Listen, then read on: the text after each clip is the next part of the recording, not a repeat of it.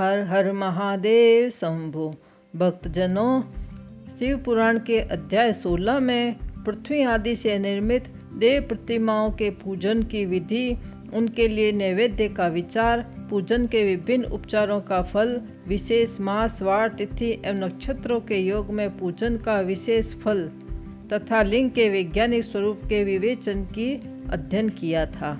आज हम षष्ठ लिंग स्वरूप प्रणव का महात्म्य, उसके सूक्ष्म रूप और स्थूल रूप का विवेचन, उसके जप की विधि एवं महिमा, कार्य ब्रह्मा के लोक से लेकर कारण रुद्र के लोकों तक का विवेचन करके कालातीत पंचावरण विशिष्ट शिवलोक के अनिर्वचनीय वैभव का निरूपण तथा शिव भक्तों के सत्कार की महत्व का अध्ययन करेंगे। श्री गणेशाय नमः।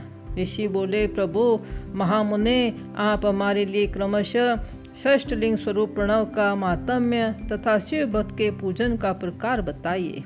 सुत जी ने कहा, महर्षियों, आप लोग तपस्या के धनी हैं।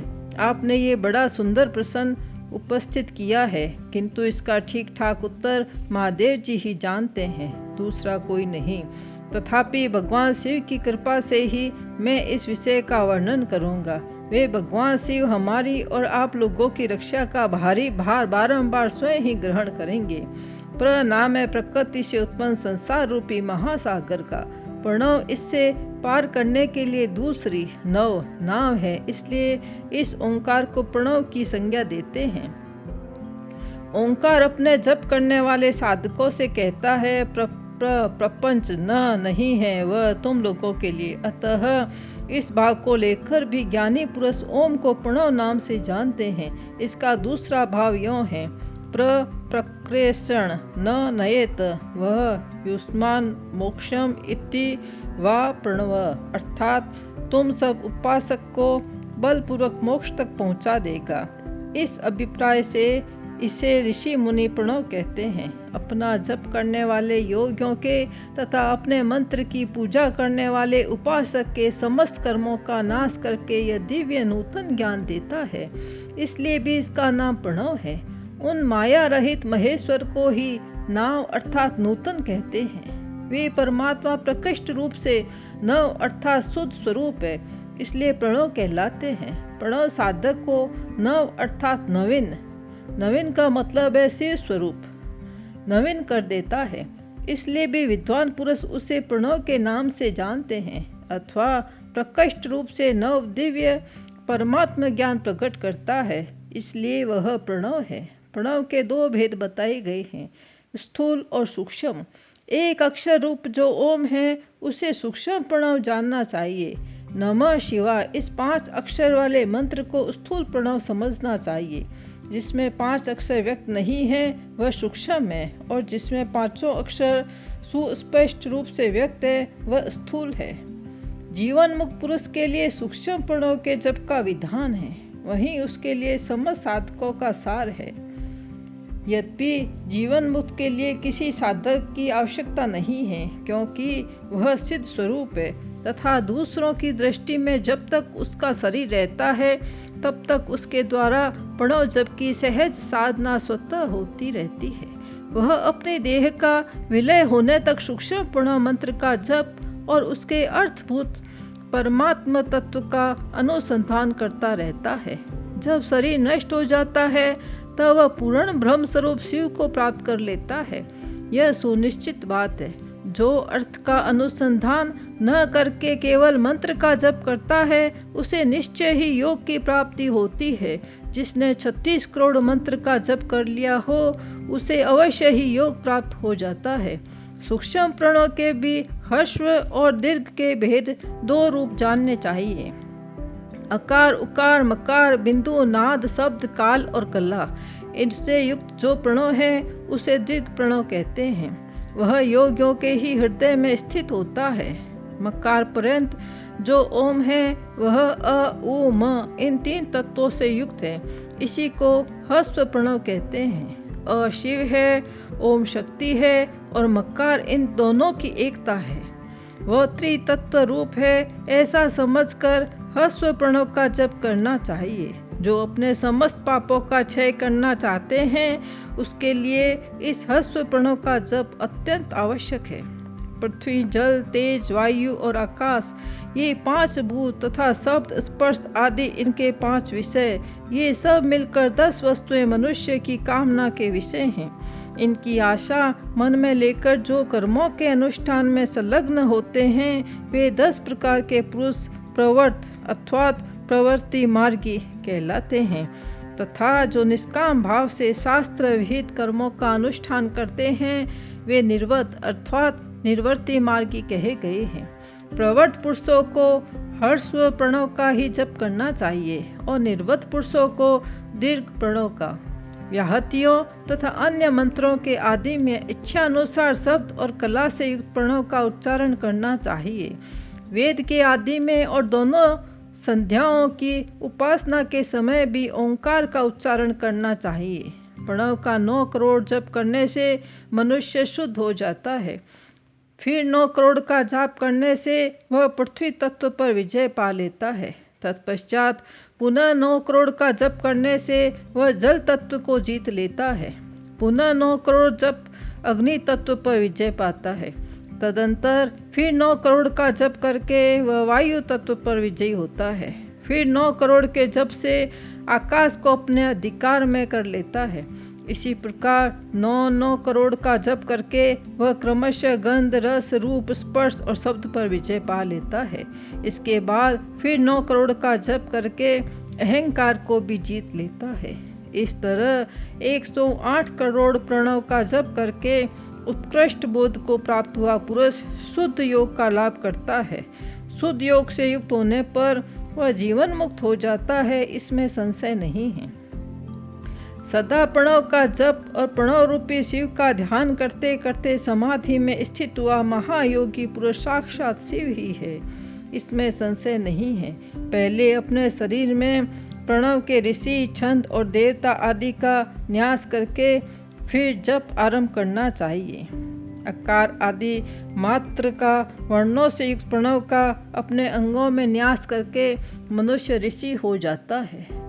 मंत्रों के दशाविध संस्कार, मात्र, कन्या तथा श्रेष्ठ शोधन आदि के साथ संपूर्ण न्यास फल उसे प्राप्त हो जाता है। प्रवृत्ति तथा प्रवृत्ति निवृत्ति से मिश्रित भाव वाले पुरुषों के लिए स्थूल प्रणव का जप ही अभिष्ट साधक होता है। क्रिया, तप और जप के योग से शिव योगी 3 प्रकार के होते हैं, जो क्रमशः क्रिया योगी, तप योगी और जप योगी कहलाता है। जो धन आदि वैभव से पूजा सामग्री का संचय करके हाथ आदि अंगों से नमस्कार आदि क्रिया करते हुए इष्ट देव की पूजा में लगा रहता है वह क्रिया योगी कहलाता है। पूजा में संलग्न रहकर जो परिमित भोजन करना, बाह्य इंद्रियों को जीतकर वश में किए रहता है, मन को भी वश में करके परद्रोह आदि से दूर रहता है, वह तपोयोगी कहलाता है। इन सभी सद्गुणों से युक्त होकर जो सदा शुद्ध भाव से रहता है तथा समस्त काम आदि दोषों से रहित हो शांत चित्त से निरंतर जप किया करता है, उसे महात्मा पुरुष जय योगी मानते हैं। मनुष्य 16 प्रकार के उच्चारों से शिव योगी महात्माओं की पूजा करता है। वह शुद्ध होकर सालोक्य आदि के क्रम से उत्तरोत्तर उत्कृष्ट मुक्ति को प्राप्त कर लेता है। द्विजों, अब मैं जप योग का वर्णन करता हूँ, तुम सब लोग ध्यान देकर सुनो। तपस्या करने वालों के लिए जप का उपदेश किया गया है, क्योंकि वह जप करते करते अपने आप को सर्वथा शुद्ध कर लेता है। ब्राह्मणों, पहले नमः पद हो, उसके बाद चतुर्थी विभक्ति में शिव शब्द हो, पंचतत्वात्मक नमः शिवाय मंत्र होता है। इसे शिव पंचाक्षर कहते हैं। वह स्थूल प्रणव रूप है। इस पंचाक्षर के जप से ही मनुष्य संपूर्ण सिद्धि को प्राप्त कर लेता है। पंचाक्षर मंत्र के आदि में ओंकार लगाकर ही सदा उसका जप करना चाहिए।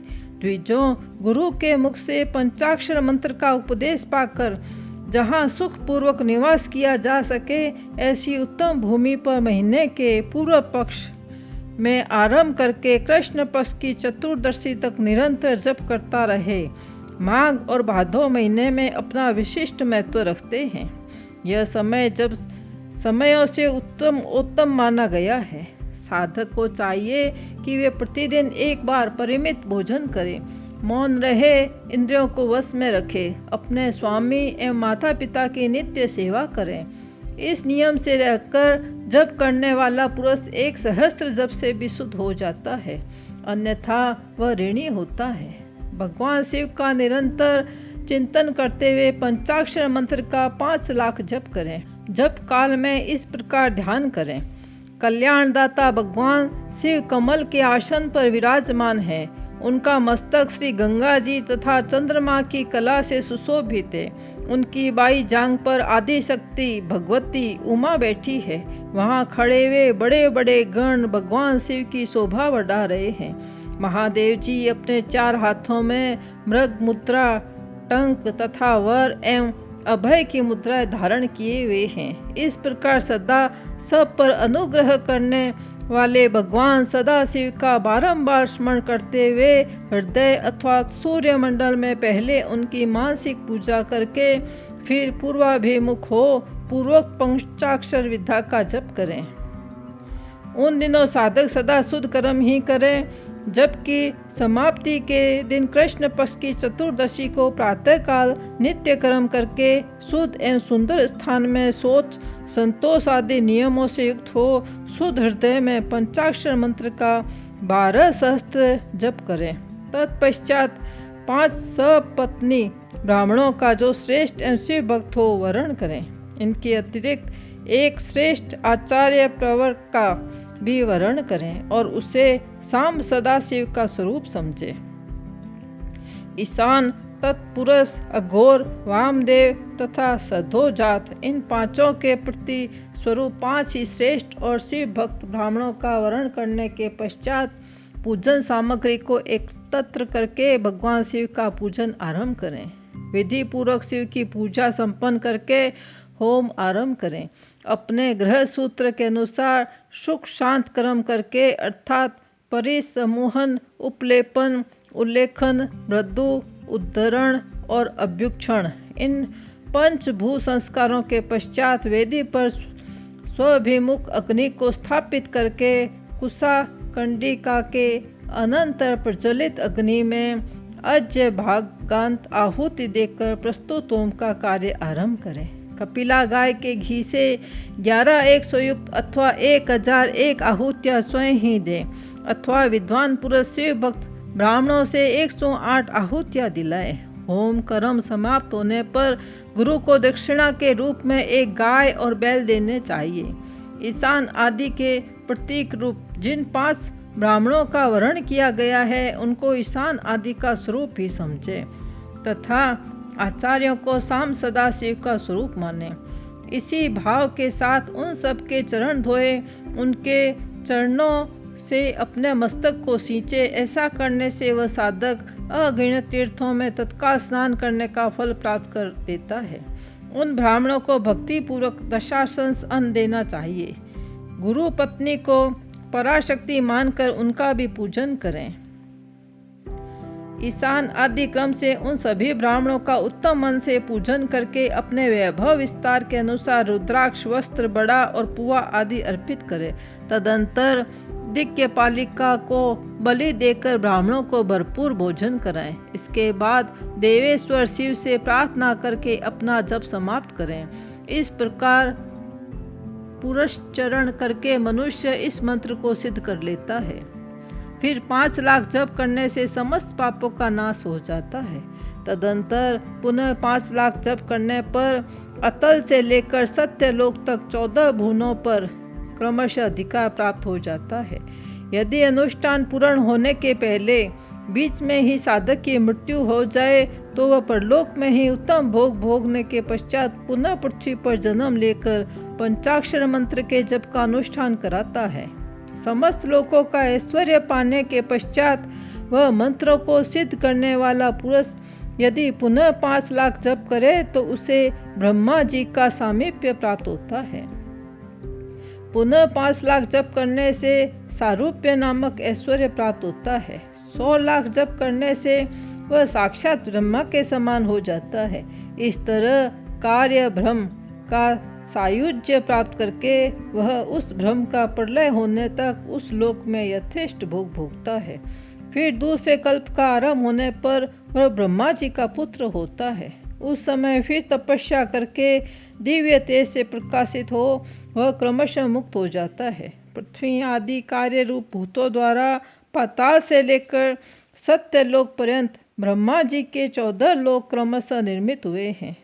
सत्य लोक से ऊपर क्षमा लोक तक 14 भुवन हैं, वे भगवान विष्णु के लोक हैं। क्षमा लोक से ऊपर सूची लोक पर्यंत 28 भुवन स्थित है। सूची लोक के अंतर्गत कैलाश से प्राणियों का संहार करने वाले रुद्रदेव विराजमान हैं। सूची लोक से ऊपर अहिंसा लोक पर्यंत 56 भुवनों की स्थिति है। अहिंसा लोक का आश्रय लेकर जो ज्ञान कैलाश नामक नगर शोभा पाता है, उसमें कार्यभूत महेश्वर सबको अदृश्य करके रहते हैं। अहिंसा लोक के अंत में काल चक्र की स्थिति है। यहाँ तक महेश्वर के विराट स्वरूप का वर्णन किया गया है। वहीं तक लोकों का तिरोधान अथवा लय होता है। उससे नीचे कर्मों का भोग है और उससे ऊपर ज्ञान का भोग। उसके नीचे कर्म माया है और उसके ऊपर ज्ञान माया।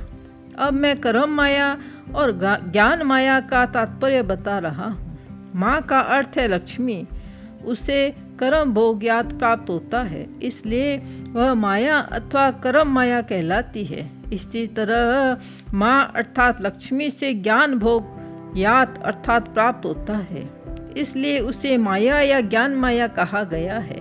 उपयुक्त सीमा से नीचे नश्वर भोग है और ऊपर नित्य भोग। उससे नीचे ही तिरोधान अथवा लय है, ऊपर नहीं। वहाँ से नीचे ही कर्ममय पाशों द्वारा बंधन होता है, ऊपर बंधन का सदा अभाव है। उसे नीचे ही जीव सकाम कर्मों का अनुसरण करते हुए विभिन्न लोकों और योनियों में चक्कर काटते हैं। उससे ऊपर के लोकों में निष्काम कर्म का ही भोग बताया गया है। बिंदु पूजा में तत्पर रहने वाले उपासक वहाँ से नीचे के लोकों में ही घूमते हैं।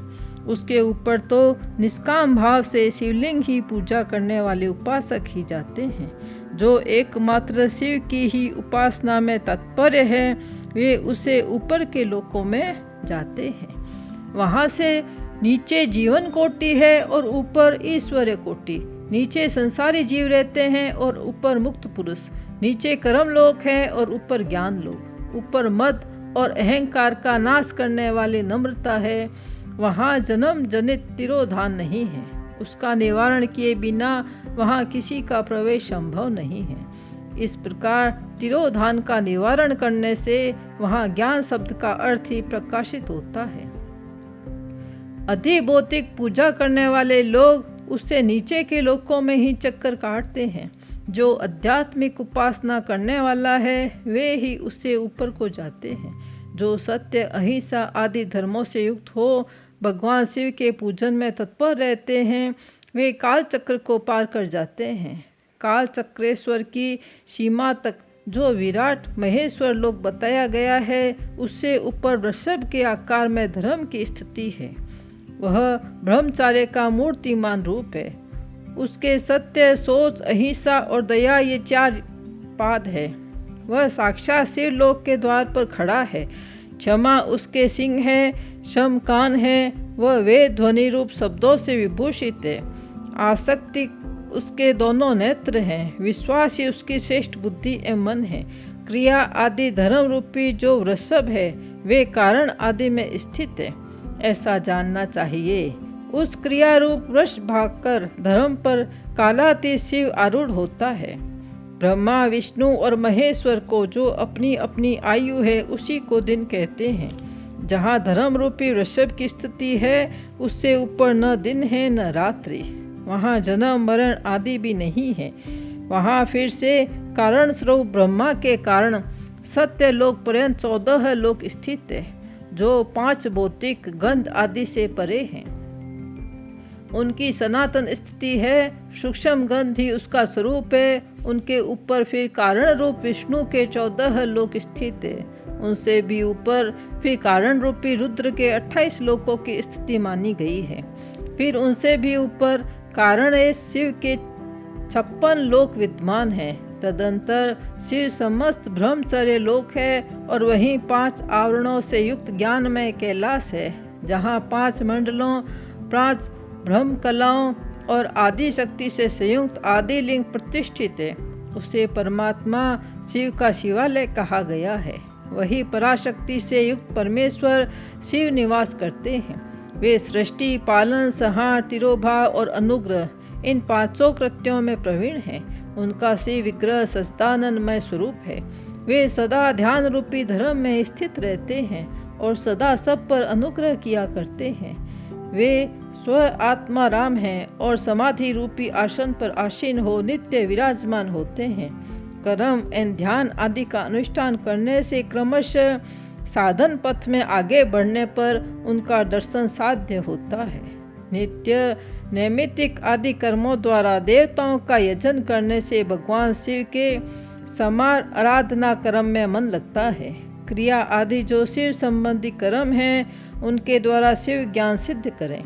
जिन्होंने शिव तत्व का साक्षात्कार कर लिया है अथवा जिन पर शिव की कृपा दृष्टि पड़ चुकी है, वे शब्द मुक्त ही हैं। इसमें संशय नहीं है। आत्मस्वरूप से जो स्थित है वही मुक्ति है। एकमात्र अपने आत्मा में रमण या आनंद का अनुभव करना ही मुक्ति का स्वरूप है। जो पुरुष क्रिया है, तप, जप, ज्ञान और ध्यान रूपी धर्मों में भली बात स्थित है, वह शिव का साक्षात्कार करके स्व आत्मत्व रूप मोक्ष को भी प्राप्त कर लेता है। जैसे सूर्यदेव अपनी किरणों से अशुद्धि को दूर कर देते हैं, उसी प्रकार कृपा करने में कुशल भगवान शिव अपने भक्त के अज्ञान को मिटा देते हैं। अज्ञान की निवृत्ति हो जाने पर शिव ज्ञान स्वतः ही प्रकट हो जाता है। शिव ज्ञान से अपना विशुद्ध स्वरूप आत्म तत्व प्राप्त होता है और आत्म राम तत्व की सम्यक सिद्धि हो जाने पर मनुष्य कृत्य हो जाता है। इस तरह यहाँ जो कुछ बताया गया है वह पहले मुझे गुरु परंपरा में प्राप्त हुआ। तत्पश्चात मैंने पुनः नंदी केसर के मुख से इस विषय को सुना। नंदी स्थान से परे जो स्ववेद शिव वैभव है, उसका अनुभव केवल भगवान शिव को ही है। साक्षात शिवलोक के उस वैभव का ज्ञान सबको शिव की कृपा से ही हो सकता है, अन्यथा नहीं, ऐसा आस्तिक पुरुषों का कथन है। साधक को चाहिए कि वह 5 लाख जप करने के पश्चात भगवान शिव की प्रसन्नता के लिए महाअभिषेक और नैवेद्य निवेदन करके शिव भक्तों का पूजन करें। भक्त की पूजा से भगवान शिव बहुत प्रसन्न होते हैं। शिव और उनके भक्त में कोई भेद नहीं है, वह साक्षात शिव स्वरूप ही है। शिव स्वरूप मंत्र को धारण करके वह शिव ही हो गया है। शिव भक्त का शरीर शिव स्वरूप ही है, अतः उसकी सेवा में तत्पर रहना चाहिए। जो शिव के भक्त हैं वे लोक और वेद की सारी क्रियाओं को जानते हैं। जो क्रमशः जितना जितना शिव मंत्र का जप कर लेता है, उसके शरीर को उतना उतना शिव का सामीप्य प्राप्त होता जाता है, इसमें संशय नहीं है। शिव भक्त स्त्री का रूप देवी पार्वती का ही स्वरूप है। वह जितना मंत्र जपती है उसे उतना ही देवी का सानिध्य प्राप्त हो जाता है। साधक स्वयं सिद्ध स्वरूप होकर पराशक्ति का पूजन करें। शक्ति, वैर तथा लिंग का चित्र बनाकर अथवा मिट्टी आदि से इनकी आकृति का निर्माण करके प्राण प्रतिष्ठा पूर्वक निष्कपट भाव से इनका पूजन करें। शिवलिंग को शिव मानकर अपने को शक्ति रूप समझकर, शक्ति लिंग को देवी मानकर अपने को शिव रूप समझकर, शिवलिंग को नाद रूप तथा शक्ति को बिंदु रूप मानकर परस्पर सटे हुए शक्ति लिंग और शिवलिंग के प्रति उप प्रधान और प्रधान की भावना रखते हुए जो शिव और शक्ति का पूजन करता है, वे मूल रूप की भावना करके शिव रूप ही है। शिव भक्त शिव मंत्र रूप होने के कारण शिव के ही स्वरूप है। जो 16 उपचारों से उनकी पूजा करता है उसे अभिष्ट वस्तु की प्राप्ति होती है। जो शिवलिंग को उपासक शिव भक्त की सेवा आदि करने से उसे आनंद प्रदान कराता है, उस विद्वान पर भगवान शिव बड़े प्रसन्न होते हैं। 5, 10 या 100 सपत्नी शिव भक्त को बुलाकर भोजन आदि के द्वारा पत्नी सहित उनका सदैव सम आदर करें। धन में, देह में और मंत्र में शिव भावना रखते हुए उन्हें शिव और शक्ति का स्वरूप जानकर निष्कपट भाव से उनकी पूजा करें। ऐसा करने वाला पुरुष इस भूतल पर फिर जन्म नहीं लेता। हर हर महादेव। शंभु शिव पुराण का अध्याय 17 संपूर्ण भक्तजनों, आज अध्याय थोड़ा लंबा था, लेकिन इसे आप ध्यानपूर्वक सुनोगे तो बहुत ही आनंद आएगा।